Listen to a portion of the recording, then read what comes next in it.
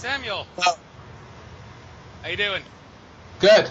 Great, glad to have you on. I see you have your Skype camera on. You actually don't have to have your Skype camera on because this is audio only, but it'll probably be better if you turn it You off turn it because off. that may actually make the reception go better throughout this radio interview. So, all right, glad to hear from you. I just finished a nice sun gazing round, so I'm all batteries are all charged and ready to go for You this for you this do sun gazing in the middle of the day. Oh, it's sundown. Okay, Well, got it. actually, it can be done during the middle of the day. That whole idea that you got to do it at sunrise and sunset because the UV index is zero at that time is a misconception. Even during the middle of the day, it's perfectly safe. That's not me talking. That's Akashic Records reader Andrew Barnes is talking. I have a friend who hurt his retina sun gazing. Really? Well, Yeah. was he surrounded by a lot of people who believe that sun gazing was harmful? No. Really? Okay. Well, the problem is a lot of people on this earth have been suckered into believing the lie that sun gazing is harmful, and it's certainly possible from a energy flows or attention flows standpoint that sun gazing at the sun, if a lot of people around you believe that it will harm you, then their energy could cause, I suppose, a creative consciousness placebo effect, which would, in a sense, cause damage to them. However, I have heard from other sources that one does have the power to cause sun gazing to not be harmful during the middle of the day if they truly have the belief and the faith that they can pull through it. Well, So, if you're willing to risk your eyes, more power to you. okay. Well, I don't think I don't know.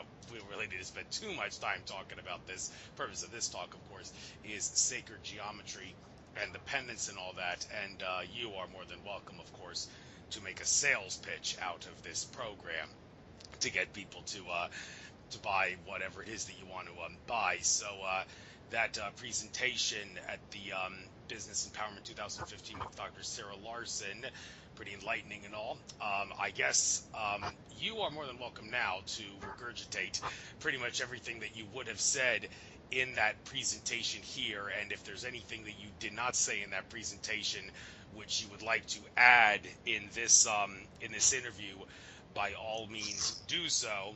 Um, and I guess that will help set the stage for the rest of this interview. I got a pen and paper handy to jot down notes if anything comes up. I got your website as a guide, got your YouTube channel up as a guide with a few videos that you did. I have a couple questions handy and prepared for that.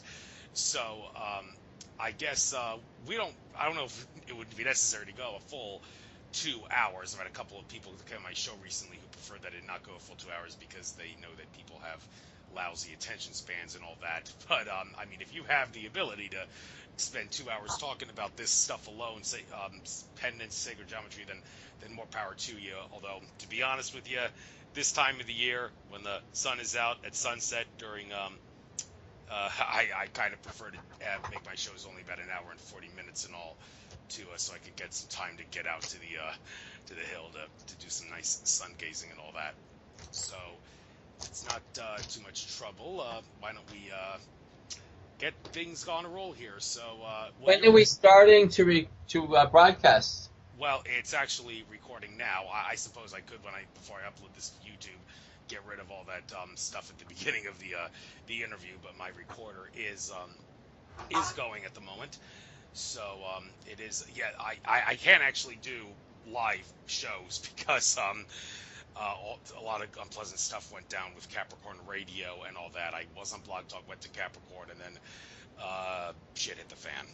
Excuse my language, but that kind of happened, and now I'm kind of a straight radio host in distress, having to do Skype to Skype pre-records, which means no call-in questions and all that.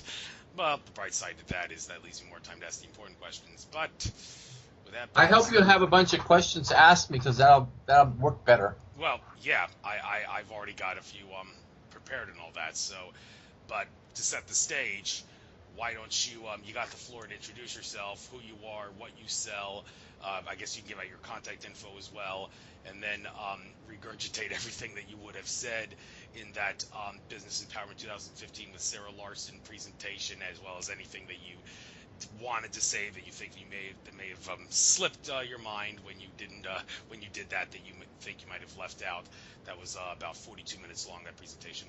So without By the further way, I also have another product, Miran Violet Flame Glassware. Okay. It keeps things fresher longer and raises vibrational frequency. Okay. Well, you're more than welcome to make a sales pitch out of that as well as the rest of the Okay. products. So without further ado, you got the floor. Your life story, Okay. who you are, and all that stuff. Go ahead. My name is Samuel Kiwasz. I'm a native of Los Angeles. I was born in East LA. I was raised mostly on raw foods. And in 1971, when I transferred to UCLA, I got involved with something called experimental college there, and I found out about yoga, tai chi, and meditation. And I started on the spiritual path. And it's been an amazing ride. And back then, I got my bachelor's degree in American Social History and minor in ethnic dance. But I didn't know really what to do with my degree, so I had various small businesses. And I wasn't satisfied with that. And I took a class when I was about 35 at Santa Monica College. It was Psychology of the Family. I studied Erik Erikson's 8 Stages of Life. And according to Erik Erikson, the 5th stage is middle adulthood. And he said if you don't start giving back, then you stop growing spiritually at that point. So I thought, what could I do for livelihood that is a way of giving so I can continue my spiritual growth and have more satisfaction? So I started working in the education area. I became a teacher and ultimately worked for LA Unified School District for 22 years. And when I started teaching 6th grade math science inner city, I found that a lot of kids were turned off to math. So I was looking for a way to engage the students in math. And so I created original curriculum called Geometric Drawing. Well, it was actually originally called Geometric Drawing, the Math Art Connection. And I taught the kids how to use a pencil, a ruler, and protractor to draw circles, squares, and triangles. And I would gradually increase the skills. And then when they got to a certain point, I would use music and video to get them into a very relaxed, right side of the brain type state. And I would have them draw their own sacred design, their own mandalas. And I also taught it as a seminar for math teachers, where I actually went all out into the metaphysics of sacred geometry, which is a whole other talk on its own. The math seminar was up to 16 hours long, and teachers would come up to me and thank me at the end, not wanting to leave, saying, "You've reawakened my creativity." Anyways, I did this for 10 years, and then I thought I'd try an experiment. I changed the title of the workshop from Geometric Drawing, the Math Art Connection to Sacred Geometry, the Math Art Connection. And what I found was they used to invite me every year to the California Math Conference, and I taught up to 100 math teachers at a time at that conference, and all of a sudden I was uninvited. And I purposely changed the name because I had a feeling that would push me into the public arena, because the school system really doesn't want to support metaphysics. It's just because of separation of church and state. So I started doing my presentations around town and wherever people would ask me to present. And it was a new century, and so I created, instead of transparencies, I switched over to a PowerPoint presentation. My first presentation was called Geometric Drawing, Sacred Geometry Patterns of Creation Revealed. I've taught it at the Conscious Life Expo, the Bhakti Fest. I taught it in San Francisco at the New Life Expo, various places. And then recently I reworked it, and it's now called Sacred Geometry ancient wisdom for modern living.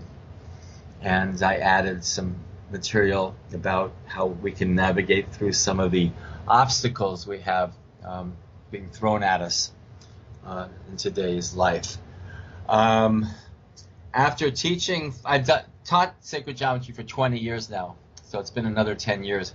After teaching for 12 years, I wanted something to represent the sacred geometry. So I searched the world and I found this Sri Yantra mandala pendant, and I started wearing it around town. I ordered it all the way from Australia. I started wearing it around town, and strangers were stopping me in the street and saying, where could I get one? So being of an entrepreneurial nature, I thought, a light went off in my head, and I thought, okay, I can get these wholesale.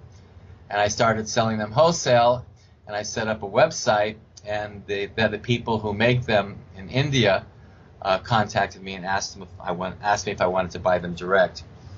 So that started my relationships with this wonderful family in India, who I went to visit 2 years ago. And I have 60 different patterns. I have 5 different gemstones. I have 2 or 3 different sizes in each of the 60. It's pretty wild. I just can't stop making new patterns. And people love them. My wife energetically charges up the pendants when we get them from India. She puts them under a crystal skull and energy grids and infuses them with very positive frequencies and vibrations and programs. And people who are sensitive to energy really feel it. So if this has piqued your interest, you can go to my website, www.sacredpendants, plural, Pendants, sacredpendants.com, and you can see all the pictures of my pendants in the pendant store, and it has information about sacred geometry and contact information if you want to connect with me, and various stuff like that. Also, at that time, I was teaching for 22 years, and I thought, I can make money on the internet. Everybody's putting things up on the internet. So when I started doing the pendants, and I also started doing violet glass bottles and jars. I saw this bottle, and the energy that I felt from it was amazing, and I tried to buy it, and it was very expensive, so I said, I'll buy these wholesale. So I started buying them wholesale, and now I have 30 different sizes of bottles and jars, and I also sell these all over the world, wholesale and retail. So I have both of those businesses going. And lastly, in that regard, I send out email blasts on a daily basis, pretty much every day, on consciousness and health. It's called the Sacred Friends Community. And the website, by the way, the website for the bottles, if you're interested, is violetflameglass.com, in honor of Saint Germain and the Violet Flame. violetflameglass.com. And for my email list, Sacred Friends Community, it's www.sacredfriends.org. And these are people I've met who are into consciousness and health, friends and friends of friends. It's an organic list that I've built up over the years. I've got about 1,400 people on it.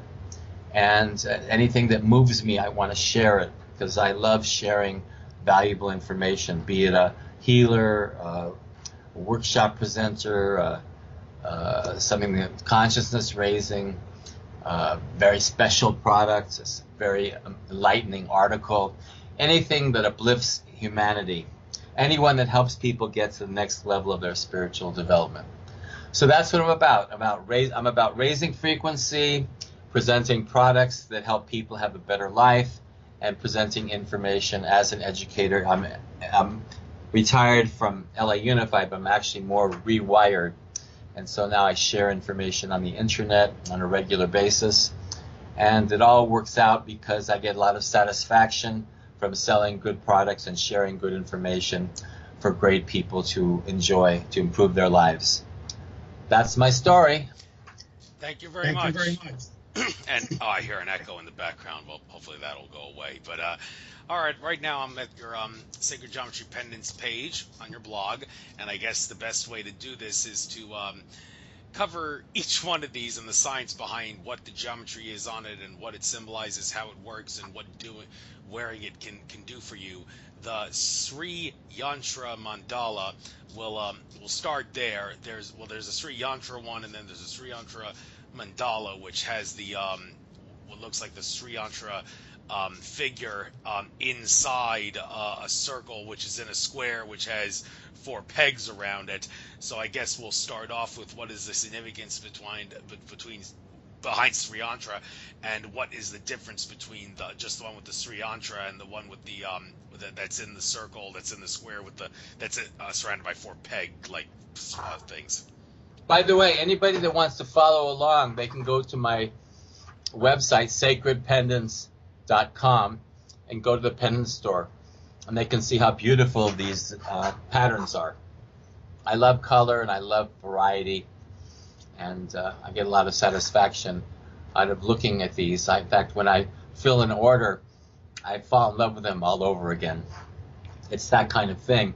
And I recommend to any of you out there that are wondering what to do with your lives, get involved with something that really moves you, that really fills you up. Because there'll be times in any business or enterprise where you'll have lean times, where business will be slow.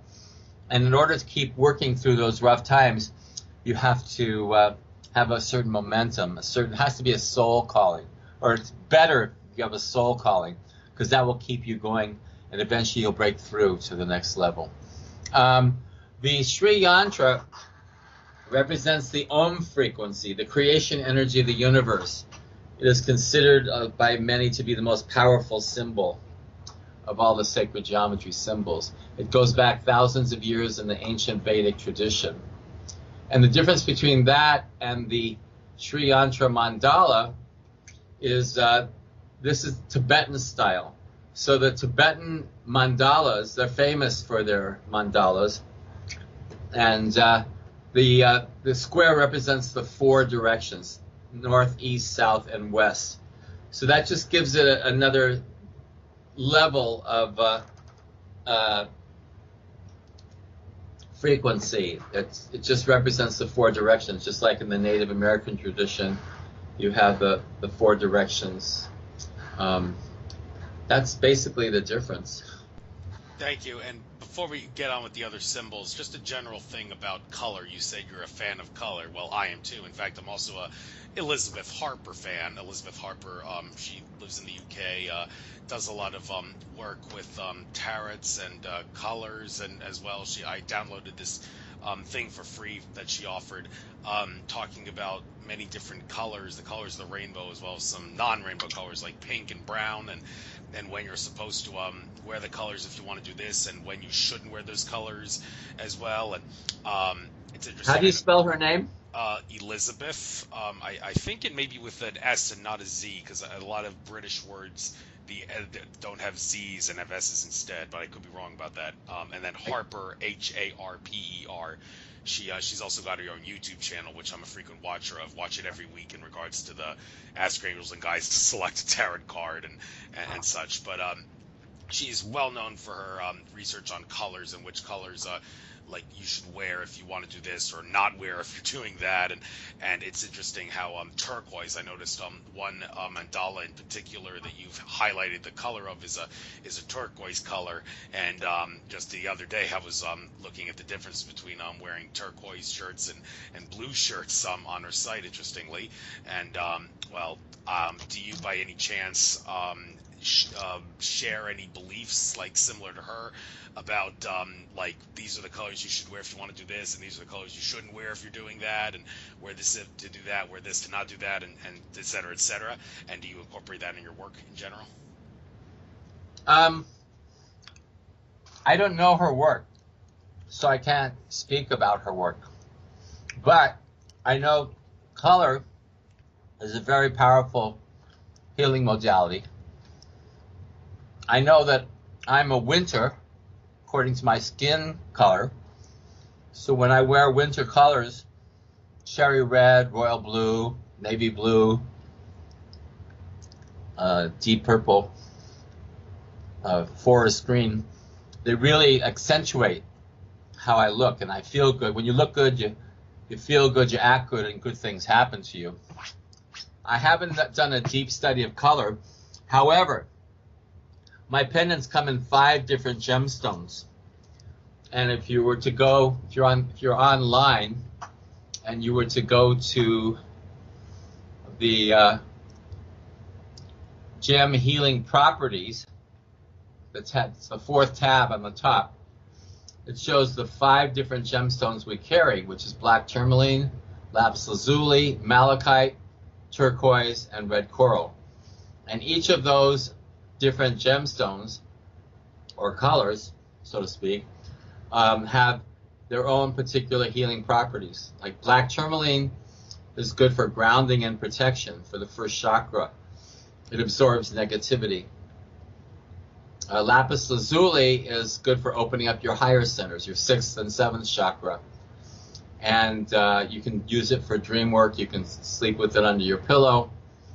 It opens up your higher nature. Malachite is more a heart-centered. It's green, and it's a healing stone. Turquoise is good for the communication, 6th chakra. And red coral is like the 2nd chakra, libido, blood circulation, getting things moving. So in that sense, I'm into color. I haven't studied, and I know that blue in general is a cooling color, and red is a active color. I mean, there's many different levels to it. Black absorbs heat, white reflects heat. I mean, we can go on and on, but I haven't made a major study of colors. All right. Well, if you're free to look up the work of Elizabeth Harper, if you're I wrote it down. All right. Pretty interesting lady, I must say. I've actually incorporated her some of her advice. Like when I do my radio show, I try to wear blue. Or turquoise is okay too for my radio show, I believe, but there is a difference she notices anyway. So blue is generally the color I like to wear whenever I'm doing my show. But thank you for covering the stuff about the gems. I'll make sure I don't have to go to that later in the interview because you already covered it. But let's get back to these symbols here. The Merkaba, controversial symbol here. Very often talked about this on my show about how some people like. I'm going to name names because, hey, that's what I do, because I bring out contradictory pieces of information brought out by people in similar areas of research to try to dig down to the deepest truths. You're a troublemaker. No, I'm a truth seeker. I'm just kidding. Okay, and Lily Earthling Kosilova has stated that the Merkaba, and for that matter the yin-yang, let's kill 2 birds with 1 stone here. She says the Merkaba and the yin-yang, not in your best interest to obsess about those symbols, because those symbols have duality written all over them. Well, not all over them, but to a great extent. And she asserts that that'll keep you trapped in this 3D matrix of domination and control if you do that. And she does give advice on which other symbols that she believes are worthwhile to pay more attention to, but somewhat... Such as? Well, check out her video. I don't remember the exact names of the symbols offhand, but one I believe... You should. It's important. Yeah, well, thank you for making me look bad. But I'll check the video out again at some point to... But then again, aside from that, some would say, well, she doesn't know what she's talking about. Saying that the Merkaba and the yin-yang are bad, that's like saying the swastika is bad just because the Nazis use it. And everybody knew, well, not everybody, but a lot of people know that the Nazis did, they just switched around the direction the swastika was turned from the way the Hindus did it, and decided to use it for their own bad way. So the swastika is not generally a bad symbol. It's just the way it's used. One would say, well, maybe that Lily Earthling is doing the same thing with the Merkaba and the yin-yang. But, of course, Lily would hear that and say, well, I still say you shouldn't do them because they still have flaws, and as long as they have flaws, it's not in your best interest to use them. Well, I don't know. We'll agree to disagree. Some people will, but you do use them anyway, the yin-yang and the Merkaba in your sacred geometry. So what do they do? Do you really believe? Look at it the way she does. Give your take on this. I'm not that sophisticated, and I notice that different people have different systems and different beliefs, And people tend to be very attached to what they think is their truths. And I think the higher truth is that everything in this creation is flawed. If it was perfect, it wouldn't exist here. It would be in a higher realm. And if you want to look for flaws, you can find them in anything. Well, that's a pretty generalized, short, sweet, and to the point answer. But as far as the metaphysical science behind yin yang and Merkaba, I have no problem. I'm not an expert, okay? Oh, okay. But I have no problem with the Merkaba. It's a three-dimensional Star of David. It's a triangle pointing up inside of a triangle. Excuse me, a pyramid pointing up inside of a pyramid pointing down. It's the marriage of heaven and earth. It's the balance. Also, the yin yang is a symbol of balance. I love Taoism. I think maybe your friend has something against symbols that bring balance. I don't know. I don't know her work. Well, her assertion, it's not the bringing balance. That's the good thing, but she says it's the bad thing is that it also brings duality, which is... Everything brings duality. Everything. Well, that's what she seems to look at it, that I'd like to know what doesn't bring duality. What if you're going to be quoting her, you need to tell me what she feels doesn't bring duality. Well, for one, I don't know if she would say this, but once you get allegedly to the seventh dimension and upward in consciousness, there is no more service to self-behavior. It's strictly service to others. So there would be no duality because everything is service to others from that point onward. Seventh dimension and above. That seems reasonable to say that. Is that the level that she's on? I don't know. I don't know this person. Well, I'm just throwing it out there for people to make use of it. And, okay, let me give you an analogy. There are people, they're raised in a certain religion, and they stay in that religion for their entire lives. The religion gives them structure. It gives them a way to believe. It gives them community. It's their tribe. And then there's other people, they might be older soul, and they're born with little more wisdom. I shouldn't say that religious people are not wise, but there are people that are born pretty tuned in to universal seventh dimension, whatever you want to call it, fifth dimension, 20th dimension, and they quickly outgrow their need for religion because they get into the oneness consciousness. They get into the service of self. My wife was born service to self. She's been that way her whole life. And so they graduate out of their tribe. Carolyn Mace talks about that extensively, how it's your job to eventually evolve out of your tribe, to be at oneness with Source. But you can't do that till you're ready to do that.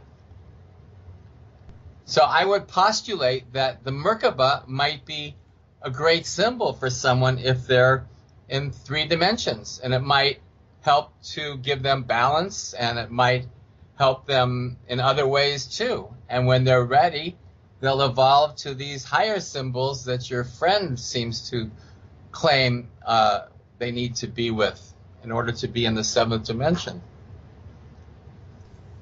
All right.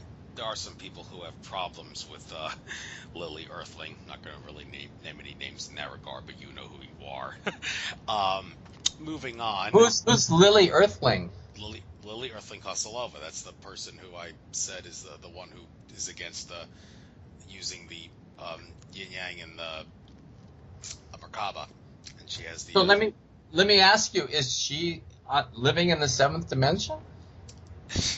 Well, I can't imagine anybody is living in the 7th dimension. It's we're kind of trying to get to the 4th and 5th dimension at this moment. So, my sense is that there are people who are living at a much higher frequency. There are ascended masters, there are archangels, there are great spiritual leaders that have evolved beyond being locked into 3rd dimensional dictates and rules. And when you graduate into that divine consciousness, you become godlike. And you are in service, and you are coming from maybe the fourth or fifth dimension. That is possible. Yeah, and Earth was created as a 7-dimensional seed planet. And if you believe, According to who? Andrew Bartzis, the Akashic Records reader, the same guy who said that I told you at the beginning of the show that you can look at the sun any time of day, it's not gonna hurt you. Now you obviously would have a beef with that because you assert some guy burned his retinas doing that, but I'm gonna assert that guy was a victim of what is known as collective consciousness placebo effect, which Andrew Bartzis did not take into account when he said that sun gazing is naturally safe. So okay, let me give you another analogy. Okay. My darling wife Pauline is a very conscious being, and she likes her comfort foods, her junk foods. And I said, Pauline, why are you putting so much of that into your body? And she says, I can transmute anything. It's just a matter of consciousness. I can lift up that negative energy and have it not affect me. Well, guess what? She developed rheumatoid arthritis 3 years ago.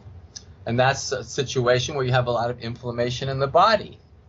I guess, as evolved and conscious as she is, and along with her belief system that she can transmute anything, she wasn't able to transmute that. So there are beliefs and there are realities. And I know what you think affects your total beingness. But there's some things that are a little stronger than our belief systems. Unless we're like so strong and so convicted and like we have total control of our physical environment where these things don't affect us. And I don't know anybody on that level. Do you? Well, you've heard of the phenomenon of telekinesis, like what the Jedi and the Sith do it in the Star Wars movies. It's a real life phenomenon. That the Star Wars is truth under the guise of fiction in many ways in regards to how the Force works, and moving things with using your own willpower and your own ki, chi, prana energy. That's something we all have the ability to do.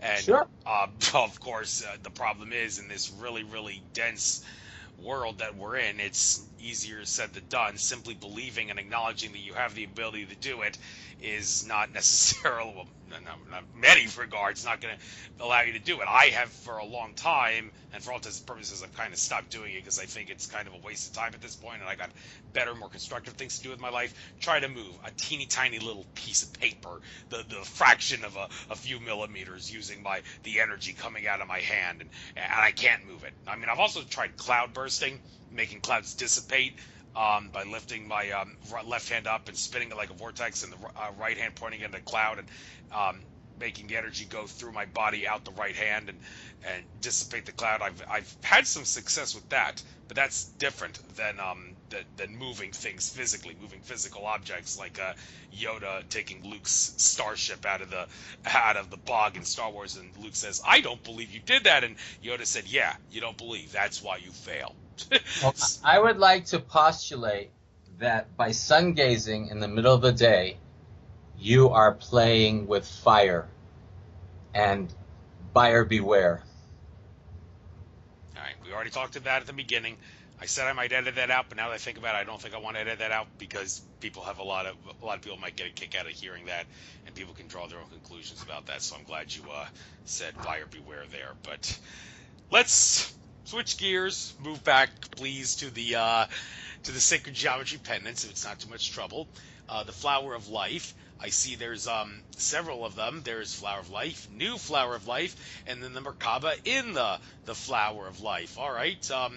How does the Flower of Life work, metaphysically speaking, and what's the difference between these three pendants? Okay, I'm glad you asked. The Flower of Life is 13 interconnected circles. It comes out of the Seed of Life, and the seed of life is there's the ancient Egyptian mystery school from the pharaoh Akhenaten and Nefertiti. It was the right eye of Horus school, where they teach about the creation of the universe from the perspective of sacred geometry. And they correlate that with the book of Genesis in the Bible. And there's a whole study, and basically the first sphere is created, and then each day a new sphere is created.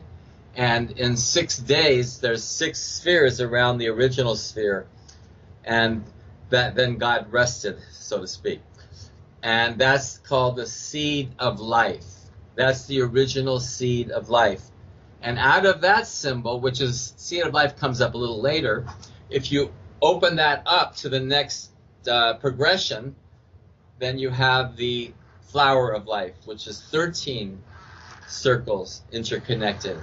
And that represents the oneness of creation, the interweaving of life, the state of being where we are all one, where we all belong to one creation, the unity. And when one gets in touch with the unity consciousness, they can begin to see the importance of service to others, because when you're hurting someone, you're hurting yourself, because it's all one. When you're helping someone, you're helping yourself. So everything we think, do, act, affects everything else. So the flower of life represents that interconnectedness. And in my Sacred Geometry PowerPoint presentation, I basically talk about the oneness of creation from many different perspectives. And the idea is when you hear it enough, from enough different angles, you start to believe it. And when you start to believe it, you start to become at one with the divine, with spirit, with God. And you become God-like. Because when God creates a flower, the flower gives off its essence. The flower doesn't differentiate between who gets to smell the beautiful perfume. It gives it to everyone. And when we become God-like, we are in service to everyone, because everyone is an extension of who we are. So that's the flower of life. It's an ancient symbol. Again, goes back thousands of years. It's found on many ancient temples, statues, artwork, and many cultures throughout the world. It is the classic symbol for the flower of life. That symbol was made popular by Drumvalo Melchizedek. He was in modern times, he was my first sacred geometry teacher, and since I worked with him, I have read many books and gone into it in my own way. I've integrated a whole system of teaching it from my own perspective. So if we go to the next symbol, the flower of life, the new flower of life, it's just another flower of life that extends out to the edge of the pendant, representing the continuum of the flower of life. There is no end. It is infinite. And once you get into that consciousness, there is no end. And it's also a little bit brighter and more, it's got more spiritual bling to it. People love both of them. And then when we go to the Merkaba and the flower of life, that's just the combination of the two symbols. The Merkaba, who Drumvalo actually talked about activating the Merkaba, which he claims that there's a Merkaba around our body. And once we do the meditation to activate it, then we can use the Merkaba as a vehicle to travel throughout the dimensions in our light body. And so it's traveling through the oneness, the vehicle to travel through the oneness of creation, represented by the flower of life. Thank you. Thank you. Oh, I hear myself echoing again. I don't know why that's happening. Technical gremlins. Nothing to worry about. All right, moving on. Fourth dimension. Now this, I'm assuming this is not fourth dimension as in time. This is fourth dimension space-wise. So, well, I'm suspecting that. Why don't you clear up what this fourth dimension is all about? This symbol showed up overnight as a crop circle, and they named it the fourth dimension because when you look at it one way, it's like sort of three-dimensional, and if you look at it in another way, it seems to be fourth dimensional. So it sort of combines the dimensions. depending on the perspective you look at it with.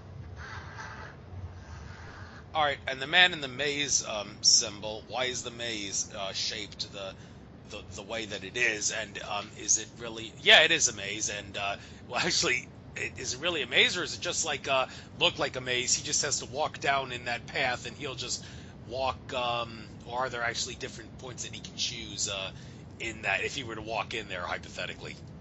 And that's. I think it's more of a maze than a labyrinth. And a labyrinth we're going to have later on.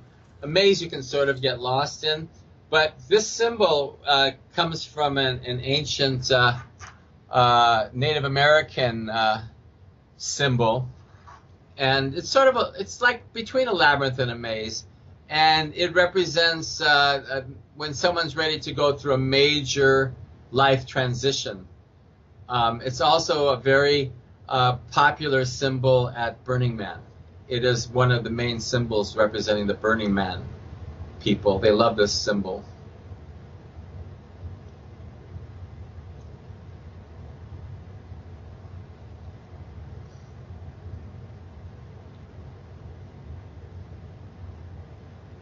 So it can represent a sort of a death and rebirth. Okay. All right. Sorry, I didn't realize I was on mute there for a moment. Moving on to the next symbol, the Sahasrara, or Sahasrara, yes. Sahasrara. Yeah, a seventh or crown chakra symbol. Now, a lot of debate regarding whether or not the crown chakra is the most important chakra. I've heard some say the heart chakra is definitely the most important, but others, when they talk about wanting to get to higher levels of consciousness, it's the crown chakra that's the most important. So, well, we can debate that all day, but this symbol in particular, I guess, also Lotus of 1,000 Petals, it's called. Go ahead, tell us, enlighten us. How about instead of debating it, realizing that they're both important? Yeah, that's fair enough. The Sahasrara, you did a pretty good job of pronouncing it, by the way. Most people have tremendous difficulty with that. Represents the lotus flower that opens up when you become enlightened. It is a very, very popular symbol. It has a special brilliance to it, and people really love it. It's just about growth and expansion. It's like a flower that when we activate our crown center, it opens up. It's like a flower blooms. It's the blooming of the lotus flower at the crown center as we achieve that level of spiritual development. Thank you. Before I move on to the next symbol, I just want to ask, do you by any chance have a symbol that I don't think I noticed so far that wasn't on any of them? Did you put the Mandelbrot set on any of your symbols? Because you mentioned earlier that all your actions affect everything else, and the Mandelbrot set is a perfect way of mathematically showing that one action will affect everything else, because even the smallest part of the Mandelbrot, well, there is no smallest part because it goes into infinity, but even the smallest, you can even see with the naked eye or imagine you move or do something, tweak that in some way, it's going to affect the whole Mandelbrot set, even in the, albeit at the small, slightest level. So I'm thinking maybe if you haven't made a Sacred Geometry Pendant with the Mandelbrot set, you may want to include that. Have I perhaps inspired you there? I'm taking notes. Thank you for the suggestion. Yeah, okay. All right, well, another one that sort of seems to look a little bit like the Mandelbrot set, but not quite. The Galactic. I do have a brand new one that's coming out. It's Ganesha, the remover of obstacles. That's coming in a week or so. Oh, good, because we got a lot of obstacles that we got to remove in this matrix, and those who believe in the you're only as strong as your weakest link mentality would believe that whatever things that are holding back our consciousness, definitely we need to focus on. Some say don't focus on that because you're only going to give it power. Well, no, if you focus on it with the intent of putting a stop to it to expand your consciousness, then we'll know it's a good thing to focus on it because it's your weakest link and you want to do away with it. So I think you're doing us a nice favor with that. But I would like to postulate that there have always been obstacles, and there always will be in this dimension. That being birthed into this dimension is a tremendous effort. It can, for most people, be very painful, squeezing through that little opening. and coming out the other side, leaving the warmth of the womb and coming out into this 3D reality can be quite a shock. And some people never even get over their birth trauma. But on the other hand, I think that we are all faced with different challenges, and it's how we deal with it. It's not what happens to us, it's how we deal with it that makes the difference. And when a challenge comes our way, and we have to let the universe know that first of all, I believe we never receive challenges that we can't handle. That there is a divine balance, and that's it's a school we're in here, and we're learning how to be stronger, how to be more intelligent, how to be more spiritually evolved, and how ultimately return to source. And I think we have to let the universe know that we're serious when an obstacle comes our way, because it will throw blocks against us, just like with my sacred geometry business. Sometimes it's slow, and sometimes it's frustrating, because you have all this money invested, and you want to move forward, and you don't. And you have to be determined, and you have to let the universe know that you are willing to do whatever it takes to manifest the results that you're trying to attain. And eventually, the universe will say, okay, I get it, you're serious. Go ahead, you have my blessing. Yes, you always want the universe to be on your side. Law of attraction style will always reward you if you use it in positive ways. But all right, moving on to the next symbol, galactic butterfly.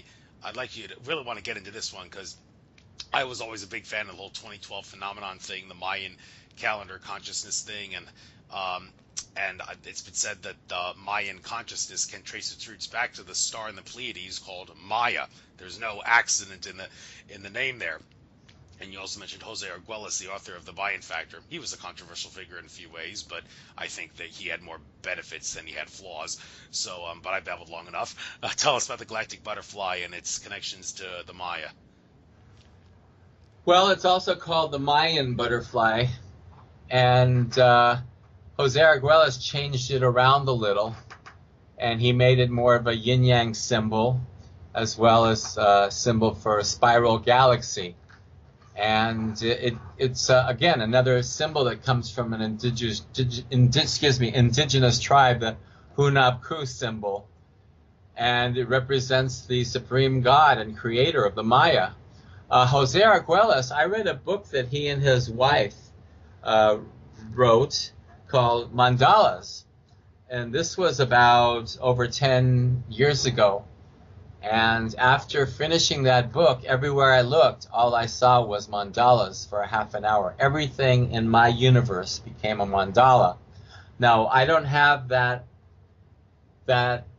way of seeing things now, but I went through that experience, and I will never forget it, because it was a very cosmic experience, which blew my mind. Also, as far as 2012, I experienced that day as a day of tremendous peace, and it has a significance in my memory as a time where I just felt really at peace, because a lot of people were expecting cataclysms or whatnot, and that wasn't my reality. So this is a very beautiful symbol. It's got indigenous roots, and it represents the supreme creator of the Maya. Thank you. Next symbol down the list, the caduceus. A lot of controversy about whether this symbol is definitely worth, or whether or not it's worth putting in on a pendant, because the caduceus, well, that's the symbol of our modern medicine age. Well, modern medicine, it's flaws galore with MDs. MDs are only trained to treat the symptoms, not the causes. And the caduceus, well, what is it? It's got a couple of serpents. All the David Icke fans out there would be saying, that's reptilian alien symbolism right in your face. That's evil. Well, I mean, David Icke, to say that everything that's a serpent related relates to reptilian aliens is a flaw. I mean, David Icke used to say the dragon was a symbol for reptilian aliens. Well, I beg to differ. I've heard other things about what a dragon actually is, and it has nothing to do with malevolent reptilian aliens. Although the Draco constellation, it's where the reptilian aliens are said to come from, and that's was no accident that was made to look like a dragon, because they sort of look like reptilians. But I'm digressing. The whole issue though of the caduceus, I said it does have flaws because MD has its flaws, symptoms not causes. So what's the sense in making a symbol like this? I'm sure there's some good things about it. Tell me about it. It's a beautiful symbol, and I don't think just because something is a serpent that makes it negative or demonic. And I have holistic MDs that come to my booth and they buy this and they're very, very happy, because it's like a bridge between allopathic and holistic medicine. Because all of my symbols of sacred geometry have a magical appeal. It's like some people think it's like what you see when you take ayahuasca. It's these spiritual symbols that activate our consciousness to help us remember our roots, our connection to source. And so I don't see anything demonic in this symbol. You know, beauty is in the eyes of the beholder. I see a wonderful healing symbol, and maybe it can help allopathic doctors to remember that, yes, we have to not only treat the symptoms, but we have to get to the cause. So I don't have any problem with it. Well, many of the truths we cling to depend on our point of view, so says Obi-Wan Kenobi. But moving on to the next. By the way, I don't have all the answers. I just have, my perspective. And all the more reason for me to get you on the show to give your take. And also, I believe that truth cannot be really conveyed in words. The language that we use to communicate is flawed also. So those that are looking for perfection are going to be disappointed every time. I think all we can do is strive for excellence, try to do the best we can with what we have. Right. Okay, Metatron's cube is the next symbol. Interesting thing, Metatron. They say, like, even though the archangels, there's like no archangel that's supposed to be better than the other. I mean, if you were forced to say which archangel is like the leader, if you were forced to pick a leader, most would say it's Metatron. I mean, and there's reasons behind that. Interestingly, the whole thing about Enoch was said to be the great-grandfather of Noah. Eric von Daniken says a lot about him. I'm reading one of Eric von Daniken's books, and he glorifies Enoch yet again. And Enoch was said to be a human incarnation of Metatron on Earth. Think of that whatever you will. But this cube, a lot of people see a cube, they think Saturn symbolism. That's Saturn, that's Satan, that's Illuminati. Well, no, not if you're talking about Metatron's cube. That's a completely different thing. So why don't you enlighten us on what this is about and what it does? These people that derive all this pleasure out of seeing the negativity and the demonic, that I have compassion for them. You can see negativity in anything and anyone. You keep talking about them. I just see the beauty and the splendor. I don't choose to dwell in the negativity that some of these people seem to get off on. That's my first disclaimer there.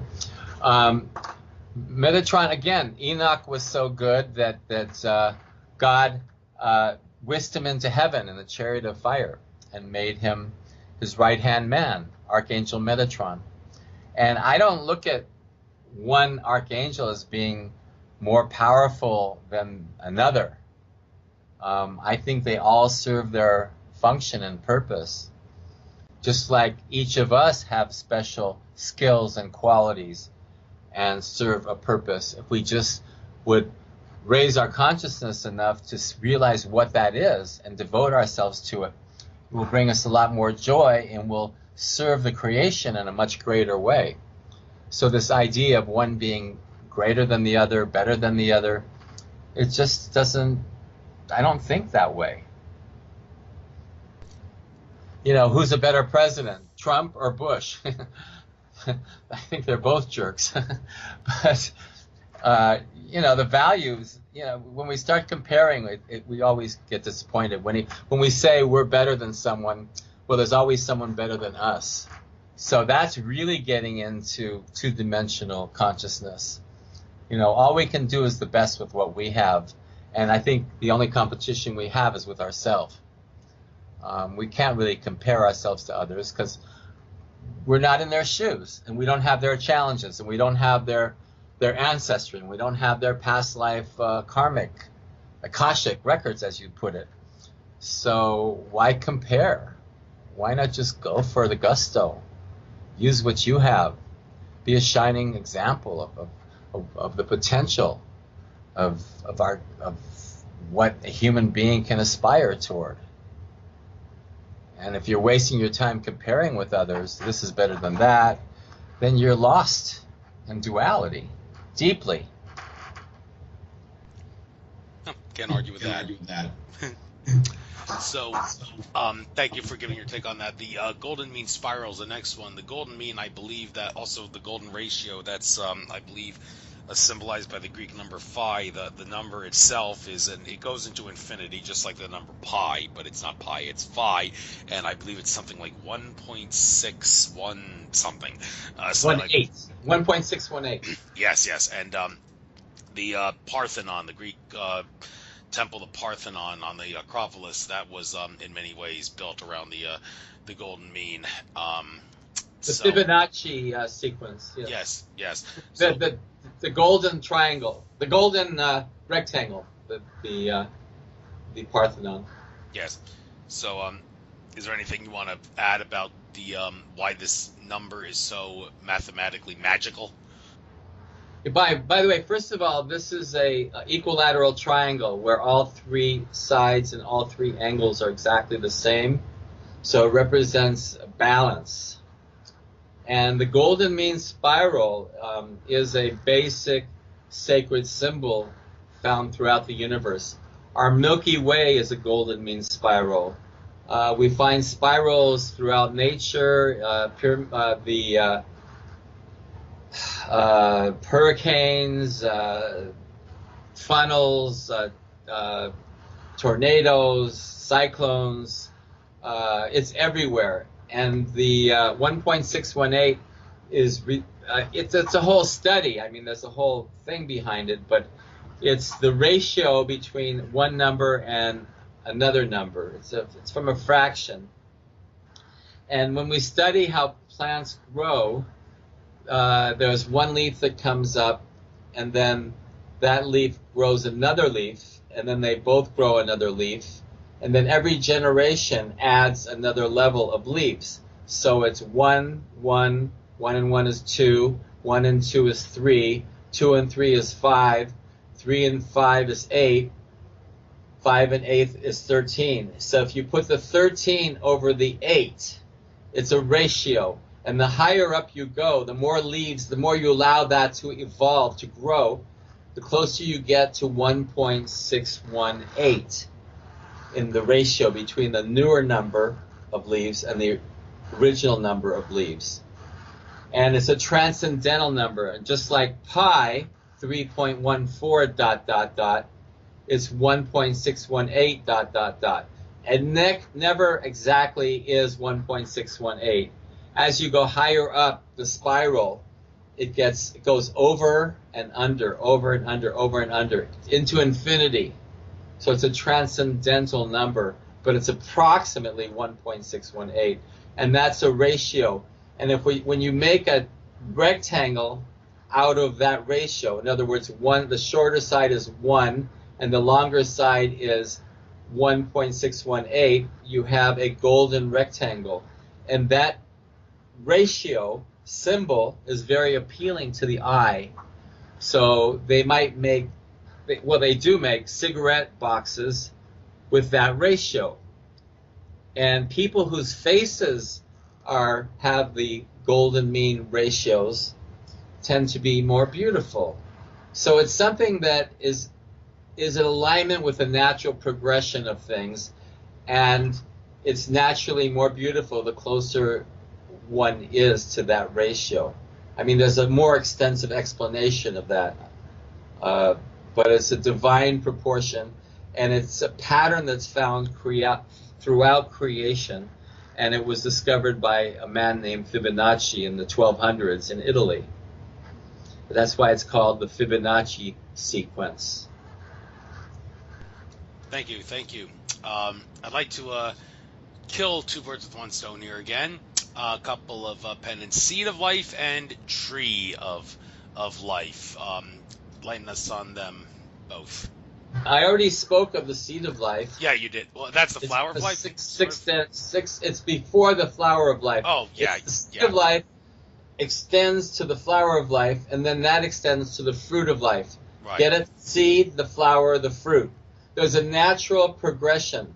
And that's the beauty of sacred geometry. You see the interconnectedness of nature and how one thing evolves to the next in a very simple, mathematically proven, natural sequence. What happens is you take someone who's a so-called non-believer, someone who's an atheist, and you start showing them the interrelatedness and connection and the divine intelligence, the wisdom of the creation, and they might start to believe that maybe there is a universal truth to all this. Maybe there is a divine creator or creation. They start to see the harmony and how it's not just haphazard. And that's a wonderful thing if you can get someone connected to their spirit and to the divine. The tremendous potential for waking people up. And once you get into this stuff, you can study it for your whole life. And it's a very beautiful path. The Tree of Life represents the Kabbalah. And the short version is that the Tree of Life has 10 sferot. All those dots, each of them represents a different aspect of our being, the 10 sferot. And if you follow the 10 sferot, it's a way of spirit translating into matter. It's a map for how spirit manifests into the 3D manifestation. It's an ancient Jewish mystical teaching. And many, many traditions refer to the Kabbalah, or the Tree of Life. Yeah, you mentioned Jewish. That kind of leads into what I wanted to do next. Once again, I want to kill two birds with one stone, talking about a couple of starry objects. One is the Star of David, and the other is the Pentagram. Let me first give my take on this. Now, the Star of David, all the Illuminati and conspiracy theorists out there are gonna be like, oh, the Star of David, that's Rothschild Zionism, the dreaded Z word, and that's Israel. And some people say Donald Trump has secret ties to Israel. Well, I'm digressing there, but anyhow, that's kind of the bad way of looking at it, like the Nazi swastika way of looking at it. And the Pentagram, well, that's also said to be satanic in nature, like the Star of David. But I mean, the Pentagram, it's a very remarkable shape. One of my personal favorite cartoons when I was young, Donald in Math Magic Land, and in that cartoon they showed how Pythagoras and his fraternity of Pythagoreans, they would meet in secret, and they had the emblem that they used to identify themselves as part of the fraternity was the pentagram, and in that program they actually show how the pentagram is a pretty remarkable shape. So, well, I'll give you the floor to talk about how it's a remarkable shape, and for all those people that see the Star of David and think Zionism, well, can you please tell them, no, you're kind of looking at it the wrong way. There's a lot of good things about the Star of David. You're trying to get me to be political, I see. Not necessarily, but I'm throwing this stuff out there just for the hell of it. First of all, the pentagram is a very powerful symbol. And my understanding is if the point points downward, it is in fact a demonic symbol. And a lot of demonic belief systems use the downward pointing pentagram as their power symbol. But on the other hand, if the point points upward, it is a very powerful symbol for good. And in the school of Pythagoras in ancient times in Greece, that was, I believe, the pentagram, the upward pointing pentagram, was their secret symbol, and you weren't allowed to disclose it to anyone because you could be killed for sharing that secret. It was that powerful. So, like anything else, a knife can be used for cutting something or can be used for killing someone. You decide. Thank you. All right. Not going to cover all of these symbols here because No, we have to get you brought up the Star of David. Yeah, I definitely wanted to cover that. Let's talk about the labyrinth because this is somewhat. Wait. You asked me about the Star of David. I thought maybe you finished to give your take on that, but yeah, by all means, whatever you didn't say, go ahead. By the way, excuse me, I guess I didn't communicate clearly. This is a Falasha Star of David, which is a star within a star, and it is said that this is the original. If you look at number 22 on my website, this is the original Star of David from ancient Ethiopia, from the Falasha Jews, which is the black Jews from Ethiopia, and from King David. Anyways, the Star of David, as I mentioned before, the triangle, equilateral triangle pointing up, is pointing toward heaven. The equilateral triangle pointing down is pointing toward earth. So it's the marriage of heaven and earth. And it's a very balanced symbol. And it's also a very powerful symbol. And a lot of spiritual groups use the Star of David as part of their symbology. As far as the Zionist thing goes, that's a very heavy topic. And the problem with it is that people who are really down on Zionists, well, first of all, my parents are Holocaust survivors, and their parents were killed by the Nazis, and a lot of their relatives were killed by the Nazis. And so the Jews really need, and they were chased all around Europe for many years. The Inquisition, and they got a bad treatment from a lot of countries. Some countries treated them okay, but they had a rough time surviving. And so after the Holocaust, the Jews needed a place to call home. And I don't see any problem with that because there was a need, and it needed to be filled. And so they created the nation of Israel, and it was sanctioned by the United Nations back in 1948. And they have had to fight for their existence. And fighting is always ugly. Nobody really wins wars because people are always killed, and there's always problems. And I personally don't like the fact that the Jews settled the West Bank. Ideally, I would like it if the Jews had stayed within their own territory. But when you fight a war and you win the war, usually the winner takes the spoils, and that's the history of nation states and imperialism throughout our history. And it seems like a lot of people enjoy coming down on the Jews more than other countries. I think Israel has more democracy than most of the other Arab states combined. And they're not perfect, They are struggling for survival, and they do some things that are controversial. And the Zionists have their side of the story, and the Palestinians have their side of the story, and they both think that they're right. And the truth is somewhere in the middle. And I think just like sacred geometry, we try to respect all the different symbols and all the different cultures and religions and traditions. I think we have to, there's a man that I like, he's Michael Lerner, Rabbi Michael Lerner, and he has an organization called Tikkun, and he's trying to honor both sides, that the Jews, have a point, and that the Palestinians have a point. And so we have to somehow create a venue where they can both get together and work it out. and it's very difficult because it goes back to the ancient Cain and Abel, not Cain and Abel, the two wives of Abraham, and how they were fighting back then, and it's like an ancient fighting situation that's existing still today.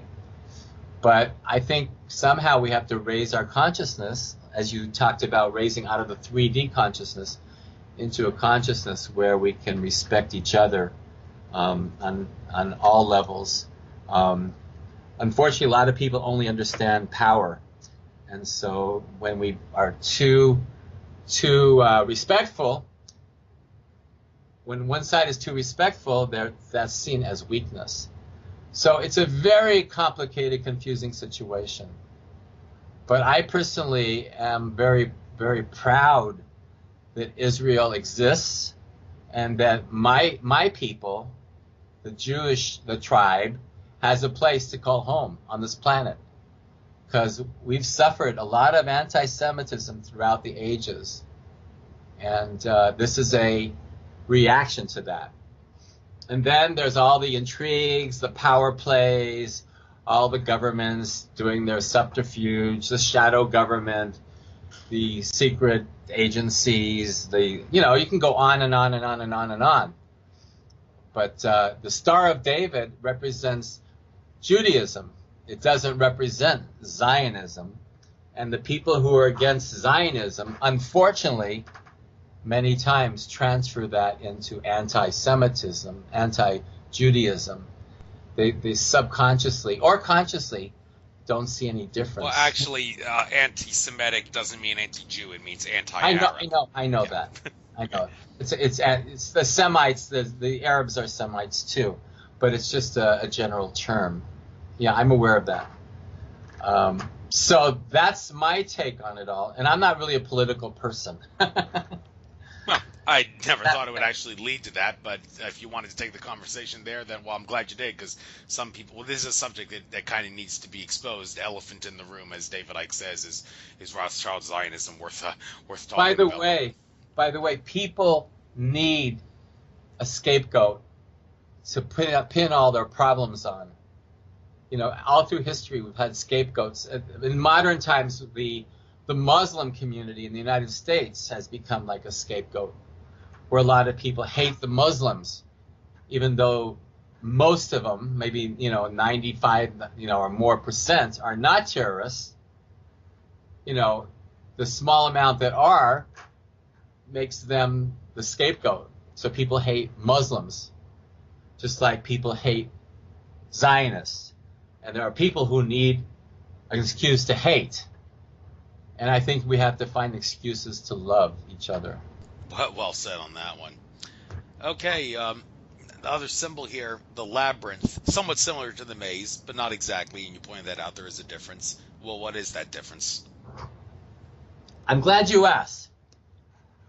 The maze, even though it's amazing, is when you walk into a maze, you may get lost and never find your way out. It's almost like made to confuse you or to trap you. You get stuck in the maze of life. But when you enter a labyrinth, you keep walking one foot in front of the other, eventually it will take you to the center. And the labyrinth was used in ancient Egypt to prepare people to go to the sacred temple or the sacred shrine. And it's supposed to unscramble your brain. A maze can scramble your brain. The labyrinth turns inside of itself, back and forth, back and forth. So ultimately, when you get to the center, it will hopefully have unscrambled your brain. You sit in the center, you meditate, and then you walk back out the same way you came in. You backtrack. And so the maze gets you more lost and confused. The labyrinth takes you to your center. It's a tool for meditation and for preparing you for something that's more higher, of a higher nature, preparing you for the sacred site, the sacred journey.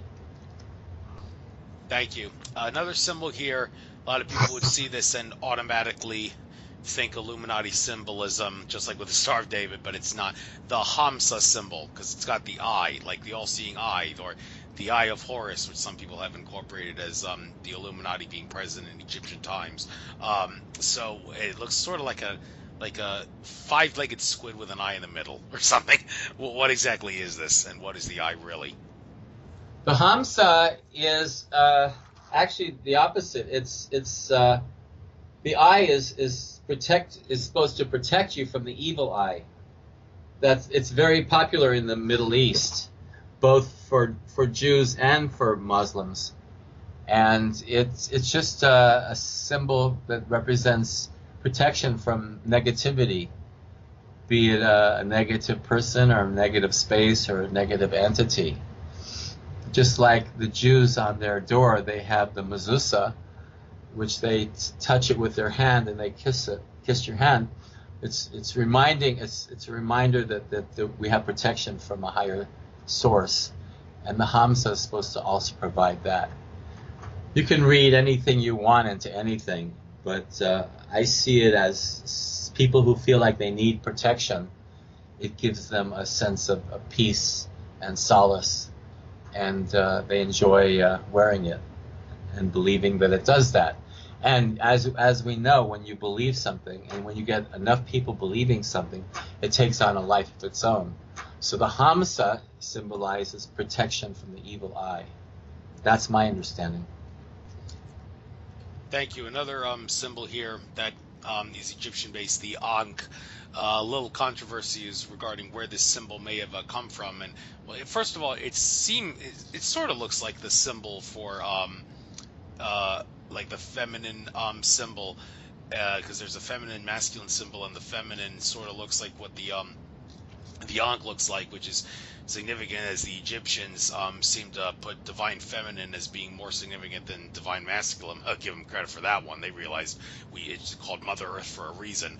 But other than that, some have said, well, maybe the Ankh, because it sort of looks like the term Anunnaki, like the extraterrestrials who Zechariah Sitchin glorified in his book, The 12th Planet, that came to Earth to genetically, well, came to Earth to get gold and all that, but genetically engineered humans by combining Homo erectus DNA with Anunnaki DNA.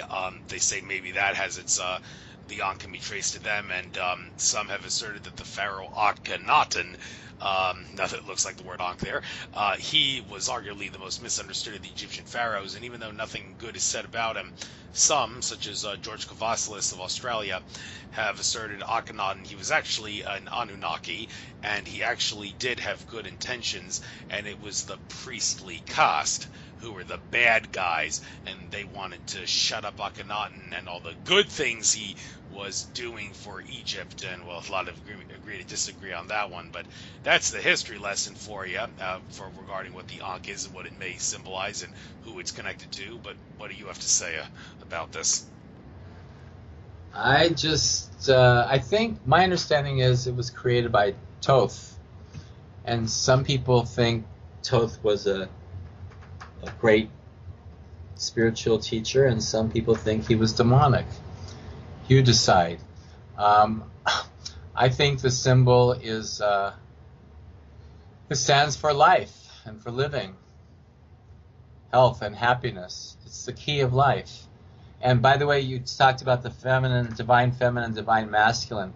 The truth is they're both necessary, and they both need to be developed and honored to have a balance. The patriarchy has been more in control, and so this pendulum is swinging more toward the matriarchy to balance that out. But the truth is both are necessary. Right, although when you say there's a balance, that does not necessarily mean 50-50, because it's called Mother Earth because it is feminine energy dominant. You would think want to have a slight dominance of feminine energy while at the same time trying to balance them. And that's a case where, I mean, balance does not mean 50-50. You do want a little, and although on the planet Mars, for example, which some say is masculine energy dominant, you don't want to have 50-50, but you would want the sacred masculine to be more present on on that planet, but I'm just throwing that out there for people to make a sense of it. Balance doesn't necessarily mean 50-50 in many things. Want to move on to another symbol Wait, here? wait, wait, wait, wait. Okay. Okay. I don't look at it that way. Really? I just don't look at it that way. I just think everything is constantly attempting to reach a state of equilibrium. And balance is, in my reality, is very important. And when I say balance, I don't mean 50-50, but I mean there has to be a harmony. There has to be a balance. And like I said, we've been living with the patriarchy, and so we need to bring in more of the matriarchy to balance that out. But the fact that we have to have more feminine than masculine, I don't look at it that way. It's just not my take on it. I'm not saying I'm right on that. I'm just throwing it out there to help make sense of how can you explain why it's Mother Earth. Well, maybe because there is a slight dominance of feminine energy on this planet. So I can't. Yeah, but I like to see myself standing up tall and bringing in the energy of heaven while having my feet squarely on the ground. So I like to see the intertwining of the two energies. I don't say 50-50, but I think they need to be in balance.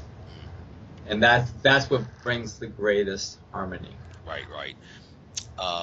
Another thing that we've tried to keep in balance, the chakras. I see your next one, number 37 here, Chakra Man pendant. I always pick on George Kavassilis because he's always big on the whole saying chakras. There's such a construct of our third dimensional matrix. You shouldn't obsess about the chakras. You might as well just dissolve. He says dissolve your chakras into one, and the one you should dissolve it in is the heart chakra. And some people have said, well, if George Kavassilis dissolved his chakras, he wouldn't have an aura because the chakras are connected to the aura. I mean, if George Kavassilis can like get rid of all his chakras by allegedly dissolving them into one, and always go with the heart, as he says, and always have fun and not get bored doing that, well, more power to him. But for the sake of variety, I think it's in our best interest to try to get all of the chakras involved. And I mentioned, like we mentioned earlier, about the crown chakra, maybe not necessarily better than the heart chakra, and one is not better than the other. But for, like I said, for the sake of variety, it's the spice of life. You want to try to use it as well. And when it comes to attaining higher levels of consciousness, well, yeah, definitely worth looking into. So the Chakra Man pendant, I'm assuming the fact that you offer this means that you are not of the opinion that it's a good idea to stop focusing on the chakras entirely and dissolve them into one, whatever that may mean. Ask George Kavassilis that one. But all right, what's your take on the chakras and how the Chakra Man pendant can help us?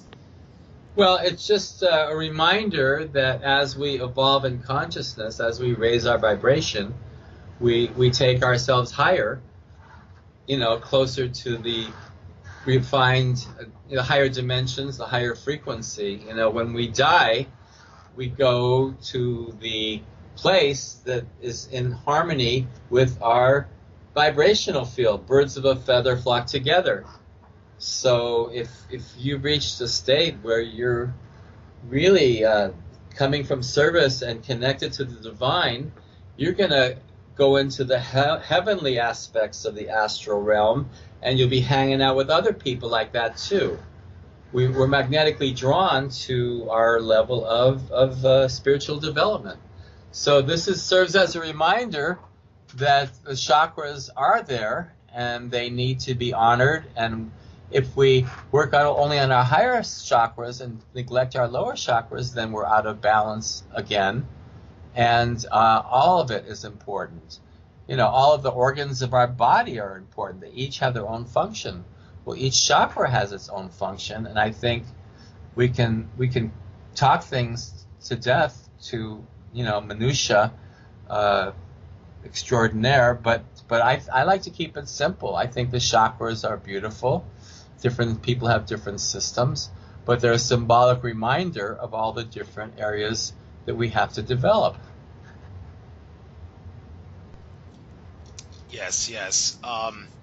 Another symbol here, Sun Moon pendant. This is what's interesting about sun and moon, it's been said that when you see the sun and the moon in the sky at the same time, that's duality at play. And the feminine energy, which is symbolized by the moon, is more pronounced and more dominant than the masculine energy, which is the sun. And one way of illustrating that is, well, the sun, it's only visible during the day, but the moon can be visible both during night and day. So that from that standpoint, that's one way of showing that, yeah, Mother Earth, which can see the dual in the sky, the fact that the moon can be both night and day, shows the feminine energy dominance. Do you agree with that? And does that I think you're lost. Just my opinion, for what it's worth. I think you're lost in minutia. I don't think it matters. I think it's beautiful that we have a sun, and it's beautiful that we have a moon, and we can gain energy and meaning out of both. I don't go into you're locked into this duality stuff. I'm not functioning there. I like to see the harmony, which is beyond the duality. It doesn't matter if one is more important than the other. Some people might resonate more with the moon. Some people might resonate more with the sun. Who cares? Just honor what works for you.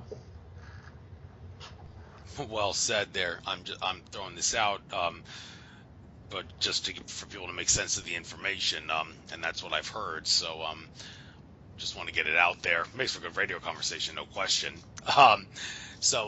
Interesting thing, we were talking about chakras. You have one here, the Manipura chakra, which is solar plexus. Interesting how it's been said that Atlantis, it had its flaws, but in general, it was a heart chakra-based society. And I read about this in David Icke's book, The Perception Deception. He talks about this. But when Atlantis fell, we moved, he says, from a heart chakra-based society into a solar plexus-based society. And they say, don't go with your head, go with your gut, or go with your heart. Well, which is better? Obviously, go with your heart is better than go with your gut, because the heart is the gut. Heart is above the gut, and in terms of the chakras, and also when we move down in consciousness, we move down into the solar plexus chakra. Now, don't get me wrong, the solar plexus chakra, of course, like all the chakras, has its benefits, but there is obviously a significance pointing out here when you talk about the fall in consciousness from during Atlantis and post-Atlantis. Was the former was heart-based, the latter was solar plexus-based. So some would hear that and think, well, what's the sense in getting a solar plexus chakra pendant? So why don't you maybe speak in the defense of the people who see some benefit in getting something like this? Okay, I'm going to use a roundabout analogy. We were talking about Akhenaten's school. He had two schools. The first school was the left eye of Horus. In that school, an initiate spent 8 years learning to develop their intuition regarding sacred geometry. Then, when they graduated from that school, they entered the right eye of Horus, which is the school where they developed the knowledge about sacred geometry. So Akhenaten felt, and I tend to agree with him, that developing one's intuition needs to supersede developing one's knowledge. And we have that problem today. You know, the Manipura chakra, the third chakra, is the power center. And we have in America is very powerful. And the whole planet has a lot of advanced technology. But I don't believe we've developed our emotional body, our intuition, our compassion enough to deal with all that power. And so what happens is the power runs amok. And what we have is destruction and chaos, and possibly the destruction of society, of humanity. So, you say, what's more important? I think if we develop our heart center first, then we have a basis for moving forward with our power in a way that supports life instead of supporting destruction. Thanks. So, And you do also have those left and right eye of Horus pendants as well. Thank you for covering them without me right. having to get involved in them. Definitely. So the Manipura chakra represents the solar plexus, the power center. Now, a lot of people, someone might not have their power center developed. They may have an open heart, but they haven't gotten in touch with their power. There's like a lot of new age wimpy people out there who haven't learned how to express their power. So maybe somebody who hasn't gotten in touch with their power needs to wear the Manipura chakra to remind them that they have to develop their power center. And it's especially good if they've already developed their heart, because then they can have more of a balance and not be pushed over by the others.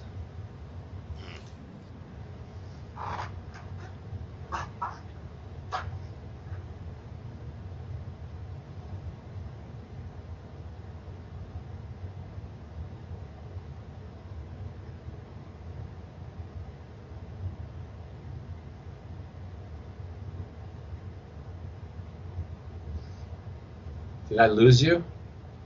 Oh my God, I was on mute and I didn't realize. Sorry about that. I thought I was so profound that it puts you into a deep state of meditation. Yes. Okay. Well, you do make me think. No question about that. But I'm glad, because I'm an educator. yes, you're doing a good job of it, without question. Thank you. Let's switch gears. Talk about the crop circle pendants. Looking at some of these pendants, the most fascinating crop circle ever made, many would assert, is the one that's depicted in the galaxy pendant, with all the circles going bigger, smaller circles in a spiraling direction. And there's 1, 2, 3, 4, 5, 6, 7 arms. It looks like there, and I've seen some of these other. I'm sorry, I don't have a pendant called Galaxy Pendant. Oh, really? A few of them are popular designs. But what number is it on my website? Oh no, these are the crop circle wooden pendants that I'm talking about. Oh, okay. I'm sorry. Yeah. Okay. All right. You jumped there. Okay.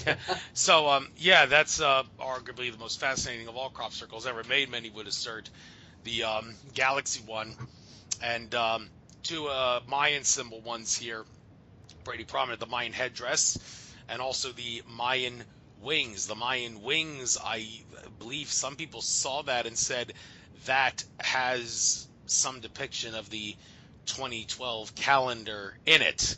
The end date of December 21st, 2012 is somehow, some way symbolized in that calendar. So the Galaxy Crop Circle. I also read Daniel Pinchbeck's book, 2012, The Return of Quetzalcoatl. It seems something. By the way, in 1987, I went to El Tule Tree in near Oaxaca, Mexico. We spiritual groups, we gathered all over the world. And El Tule Tree was supposed to spread its sparks to 144,000 spiritual. Quetzalcoatl was supposed to spread the sparks through the roots of the tree and out to 144,000 people throughout the world. So I was there. Yes. Although Dan Pinchbeck's book, 2012, The Return of Quetzalcoatl, John Major Jenkins criticized that as a book that someone who's been drinking too much ayahuasca and smoking a little too much pot would write. But I think I learned a few things from that book nonetheless. So the Mayan wings and the Mayan headdress. Let's do those first. Kill two birds with one stone here.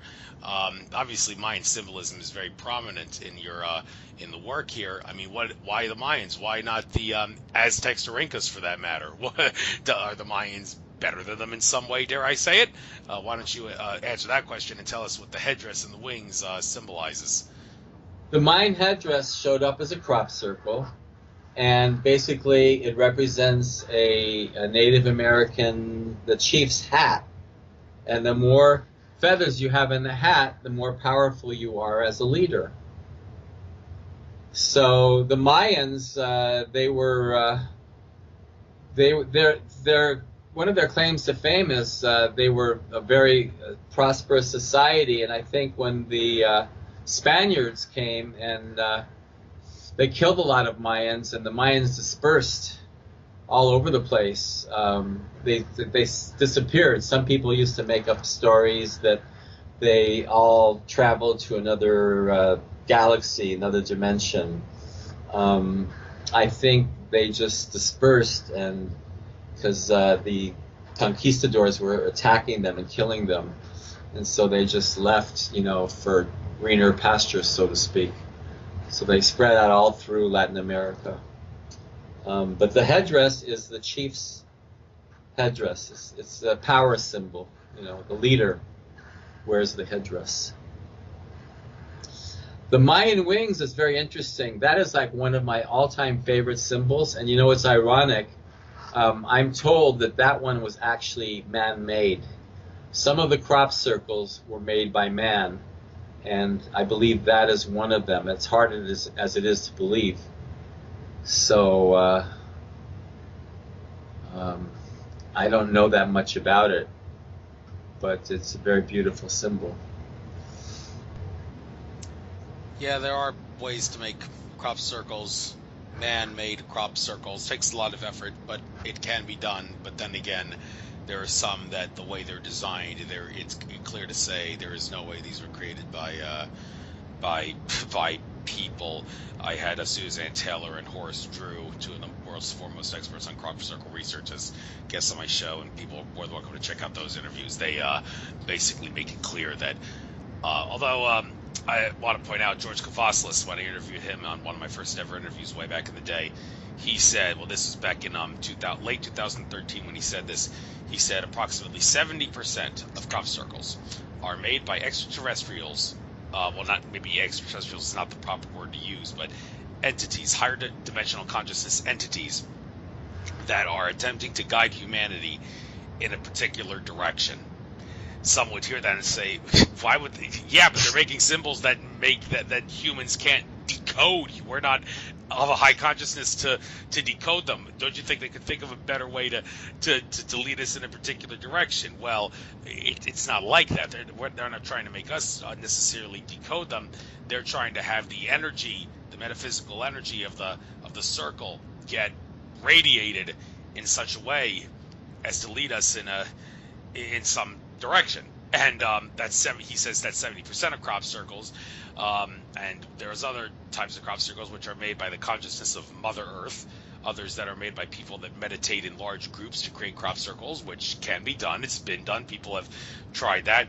And David Icke in his books has also suggested that some crop circles were created by people within the government as part of a hoax to scam people and make them think that these were alien based, when in fact the government has technology which could do it. But those crop circles are not really worth focusing too much attention on. But the point is, it's a percentage factor. They're not all created equal. The majority of them, as Kavasslis says, aliens guiding humanity in a particular direction. Make of that whatever you will. Just thought I'd throw that out. Would you like to hear what my take on it is? Yes, by all means. I would like to think that 70% of them are genuine. It's a sweet thought, and it may well be true. I think that crop circles are here to awaken our ancient knowledge, our ancient wisdom. You know how they say when you learn spiritual stuff, you're not learning new stuff. It's just reminding you of what you already know. So I believe the crop circles are catalysts to wake us up, to get more in touch with the earth, to become more conscious beings, to be in harmony with the earth, to be genuine with the evolution of the earth. And it doesn't work in a rational way. It wakes up something in our subconscious. So the show me, prove me science types will naturally be baffled. They'll say, oh, I can't understand this. Well, I would say don't try to understand it. Just gaze it. Look at it. Be in the energy of it. I look at a crop circle, a genuine one, and it takes me to another level. It takes me to a very deep place inside myself. I think they're a gift from the divine, from more evolved beings, to remind us of who we really are. You're entitled to your opinion, and yeah, I've no doubt there is truth to that. Exactly what percentage of that is well, I don't know. Some say a percentage. See, I don't care what percentage. Yeah, It doesn't percentage is matter. not a good way of doing it. Some say, Yeah. but That's 2D consciousness. yeah, okay. Um, all right, one more subject, then I guess we'll call it a show here. Like I said, I want to go full 2 hours because this time of the year I really want to try to get some sun gazing into the before the I don't sun want to sets. be guilty of depriving you of your sun gazing. Right, right. And please don't take offense to me not going a full 2 hours. I don't Some say take offense at some all. say it's actually a good idea. I don't go 2 hours because, like I I'm said, here to lousy serve attention you spans. and your audience, and And I'm not attached. doing a good job, no question. So, last subject to talk about. Let's talk about some of your glassware that you offer here. The glassware has symbols on it as well. It says Myron Violet Flame glassware. So, what exactly is this? By all means, make a sales pitch out of this if you want. What is this stuff used for? How can it help people, especially? Okay, thank you for asking. By the way, you can go to my website, violetflameglass.com, while I talk about it if you want. And there's a page there with a lot of information. There's a lot of scientific documentation. The essence of Miran Violet Glass is it's a special color of glass that it took 7 years to find the exact shade of purple that only allows violet, ultraviolet, and infrared into the bottle or jar. And what it does is it blocks most of the visible light spectrum. Light is used by nature to grow things. Once they are harvested, that same light is used by nature to decompose things. So by blocking most of that light from entering the glassware, it slows down oxidation. And by slowing down oxidation, things stay fresher longer. At the same time, it allows the ultraviolet and infrared is allowed into the bottle, and those two work synergistically to raise the potency or the vibrational frequency of whatever's inside of it. It's even used for people who smoke marijuana. I've had pot dispensaries test this glass, and they put their herb in it, and the stuff stays fresh, and it just has a tremendous shelf life, and they end up ordering it because it just makes a lot of sense. And anything that you care about the potency of, if you put that in the bottle, in the jar, it will last longer, and you will get more nutrition and more energy. And it's all about vibrational frequency. Anything that adds to your vibrational frequency is good for us, and anything that detracts from it, like dead food and toxic food and air and water, we want to avoid as much as possible. So this is, I believe, the highest frequency glass around. A lot of people are into blue glass from Ho'oponopono, and they say, do you have the blue glass? And I say, no, I have the violet glass, which is the next level up. It's got even higher frequency than the blue glass. It blocks even more of the visible light spectrum.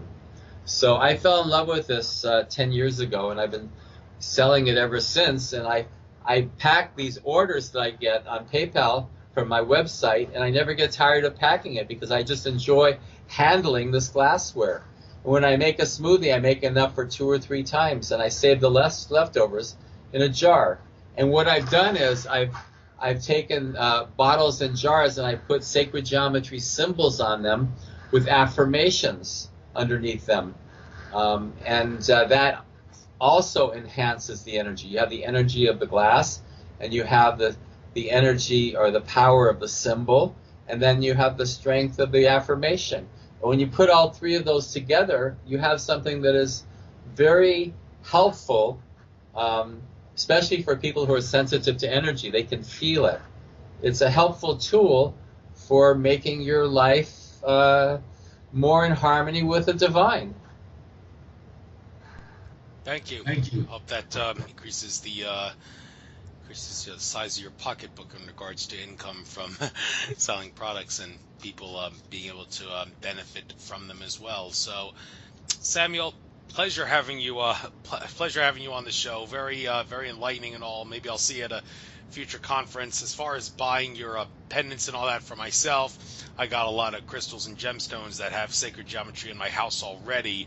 So don't know if I really necessarily, well, nobody said would need it because we're all infinite consciousness, but don't get me wrong, it's not, I don't think it's a crutch to use these things as much as it is a tool, and it can certainly be a beneficial tool. And if I ever do by any chance get a little extra money, then I have no doubt that one of the things I will consider using it will be to potentially buy something, and you'll be one of the people that, if I want to buy something metaphysical, will be one of the people on my list of potential salesmen to get it from, because I was very impressed with what I heard. You offered stuff in great detail. There were a few shapes that we that we couldn't touch here. Well, quite a few actually, but I really didn't think it was necessary to cover them, because it was basically just like the abundance one, well, it just says the abundance all around us, and just look. Well, that's the cornucopia. That symbol is the cornucopia, which is the fruit tree, which is the abundance of the universe. I mean, that's just natural. Yeah. We just need to be open to it, and to be willing to do what it takes to receive that abundance. Yeah. I really wanted to try to get the symbols that were that you could really talk about in much greater detail, make a big detailed conversation about it without just describing it in one or two sentences, and I think I did that for the most part. So I wanted to say one more thing about the pendants. I think most people find that when they wear the pendants out in public, that people are attracted to them, and they are an excellent icebreaker in meeting new people, because people who are into consciousness, people who are into ayahuasca, into mandalas, into the cultural, creative, and consciousness, they are naturally attracted to these, and you can meet more people just by wearing one. No doubt, no doubt.